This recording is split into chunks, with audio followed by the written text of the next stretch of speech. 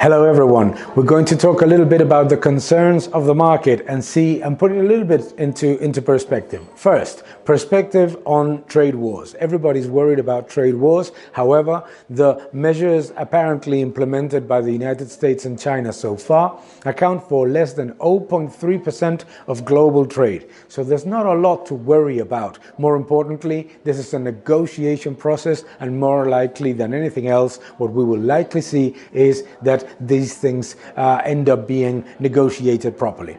Second, growth. Growth is decelerating. Absolutely it is. However, what is actually at the same time true is that growth globally continues to be moderate but acceptable. So don't worry about a recessionary period. What we're seeing is a deceleration of optimistic expectations. Inflation expectations, we've said it here, are overblown, and the market is likely going to continue to erase a little bit and trim their expectations of inflation expectations in the next 2 to 3 quarters, as we are seeing both in metals, in commodities, and in general that the underlying inflation numbers are not even close to what some of the consensus estimates showed.